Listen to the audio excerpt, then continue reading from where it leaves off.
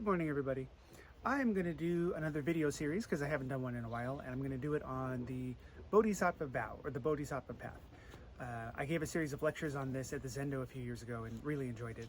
And the bodhisattva vow is an incredibly important part of Mahayana Buddhism and Zen Buddhism, so I thought I would cover it.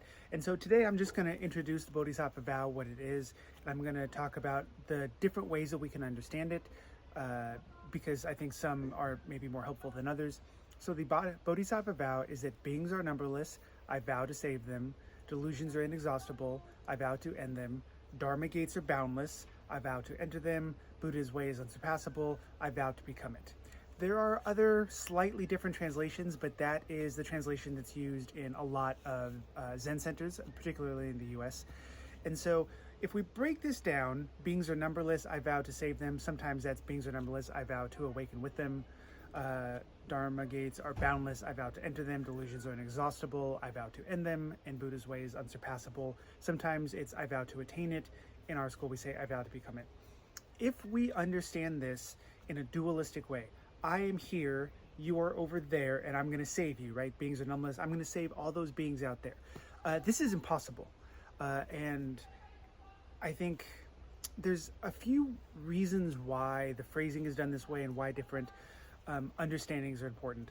I like to say that the bodhisattva vow is an affirmation of what is rather than an aspiration of some future goal. Because if we understand this as dualistic, I'm going to save all beings. Well, that's impossible. There are billions and billions of beings all over the world, and beings are constantly arising and falling, birth and death. And there is never going to be some perfected, permanent state where all beings are saved. So if we understand this in a dualistic point of view, it's kind of impossible. Same thing, if we say that delusions are inexhaustible, I vow to end them. Again, delusions rise and fall. There will never be, and also this has this idea that I'm here and delusion is over there. And I think it's interesting because one of the things we say in Zen is that there are no enlightened people, only enlightened moments, and that all beings are Buddha nature. So we can get this idea that enlightenment and I are one thing, but somehow we want delusions to be separate than us. We want delusions to be over there. So if we understand delusions to be over there, and we're going to end all delusions over there, and there will be some future time where all delusions are ended, and that's going to be permanent, again, it's a misunderstanding of the world, and it's impossible, right? And so it's not so helpful. Dharma gates. A Dharma gate is any opportunity to practice. Dharma gate is kind of a fancy term for opportunity to practice. And each moment, each instant is an opportunity to practice. So again, if we think of Dharma gates, each moment is separate from us out there. We're going to enter all of them, and there will be some permanent state where we have entered all the Dharma gates. Again, kind of a misunderstanding. And then Buddha's way is unsurpassable. I vow to attain it or become it.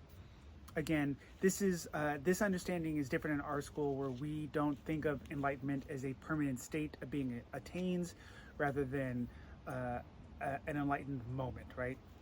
And so all of these things, when you come together, I think you can see that if you understand this as an aspiration of I'm going to accomplish that, it becomes very impossible. And it's not even that this is a bad way to understand it. If you think of this as a way where you're going to approach devotion, right? I am going to take on this impossible task for the benefit of myself and all beings. It's heroic, and it's very it's got spirit, and so it's not a problem. Except that often this becomes like a yoke that like weighs people down. They can get grim. They're like, it's impossible, and I'm trying to do this thing, and it's it can become a weight. And so if we understand this as an affirmation of what is, because I and all beings are not separate, so a moment of awakening is awakening with all beings. I and delusions are not separate, so a moment of fully entering into delusion, this world, and remember, Buddha nature includes both enlightenment and delusion, all beings. If I understand that each Dharma gate is boundless, not that there are millions of them, although there are, but each Dharma gate is boundless. And so being fully present in this moment is fully entering this boundless Dharma gate, and that I am already Buddha. And so I can embody, I don't have to attain, I am Buddha. So when we understand this in a non-dualistic way, this becomes more an affirmation of what is rather than an aspiration of some impossible thing. And so what I'm going to do is I'm going to break down each line and kind of talk about both ways of understanding it, kind of a dualistic and a non-dualistic. But I wanted to introduce the bodhisattva vow for people that might not have heard it, and just introduce the concept of there being different ways to understand it, because there are different ways to understand it. And there are some schools of Buddhism that I think do only think of this as an aspirational way. I don't think it's the only way to understand it, but I acknowledge that some schools do understand it more that way. And so, one more time, I'm gonna recite to you the Bodhisattva vow. Beings are numberless. I vow to save them. Delusions are inexhaustible. I vow to end them. Dharma gates are boundless. I vow to enter them. Buddha's way is unsurpassable. I vow to become or attain it. So, chew on that a little bit, maybe think about the different things I said, and next week we'll break down each line by line and talk about the different ways to understand it. I'm excited. I hope you are too. Thank you.